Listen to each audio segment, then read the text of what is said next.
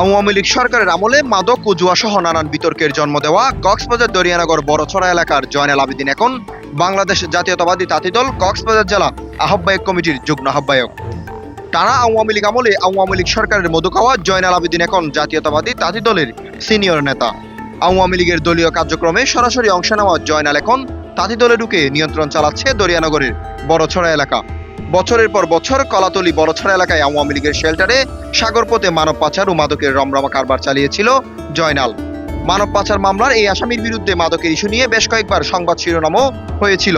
সেই আওয়ামী লীগের মধু খাওয়া জয়নাল আবেদিন এখন জাতীয়তাবাদী তাঁতি দলের যুগ্ম আহ্বায়ক। কলাতলি দরিয়ানগরে বড়ছড়া এলাকায় প্রকাশ্যে আওয়ামী লীগের রাজনীতির সাথে জড়িত ছিল জয়নাল আবেদিন।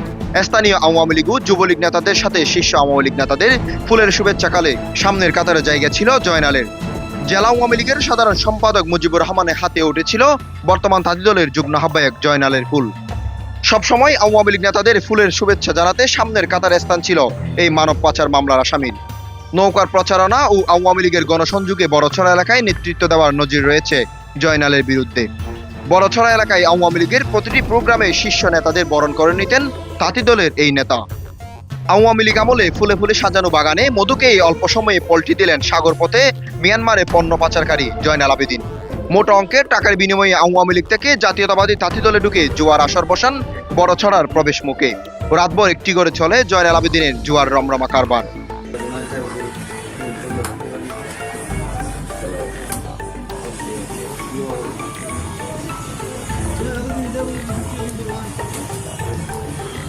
বছরের পর বছর ধরে সমঝোতার মাধ্যমে আওয়ামী লীগের মধুকে হঠাৎ জাতীয়তাবাদী তাঁতি দলে জায়গা করে নেওয়া বিএনপির অনেক নেতাকর্মী তাঁতি দলের বিরুদ্ধে সামাজিক যোগাযোগ মাধ্যম ফেসবুকে স্ট্যাটাসও দেন। আওয়ামী লীগের মধুকে জেলা তাঁতি দলের যুগ্ম আহ্বায়ক হন কেফায়েতুল্লাহ ও বড়ছড়ার জয়নাল আবেদিন। তবে জয়নালের বিষয়ে জানেন না কক্সবাজার জেলা তাঁতি দলের আহ্বায়ক ডক্টর নাসির উদ্দিন চৌধুরী। বিষয়টি তদন্ত করে দেখার কথা জানান তিনি। আমি জানি না, আমি যদি এটা আপনি বলছেন এটা আমি তদন্ত করে দেখতে পারি আর কি। টাউনের যেখানে আমার ইয়ে আছে, ওই সদস্য সচিব আছে মোর্শেদ, ওনার সাথে কথা বললে ভালো হবে। ওর সাথে আমার আগে পরিচয় ছিল না, বুঝছেন, মোর্শেদের সাথে আলাপ করতে পারি। আওয়ামী লীগের সাথে জয়নালের কোনো ছবি বা তথ্য নেই জানিয়ে উল্টো তার পক্ষে সাফাইয়ের সুর নেন কক্সবাজার তাঁতি দলের সদস্য সচিব মোর্শেদ আলম। মামলার বিষয়েও অবগত না থাকার কথা জানান তিনি। ওনার ওইরকম কোনো ছবি বা আমাদের কাছে ওরকম কোনো তথ্য আমাদের কাছে নেই। হ্যাঁ, একটা ছবি যতটুকু জানছি, ওনার সমিতির উনি নির্বাচিত হয়েছিলেন। ওখানকার আবার ওইখানকার সভাপতি ছিল মুজিবুর রহমান সাহেব। তো ওই হিসাবে ওই কমিটির নির্বাচনী কমিটির ইয়ার কারণে ওনাকে ফুল দেওয়া হয়েছিল আর কি। এরকম একটা ছবি আছে।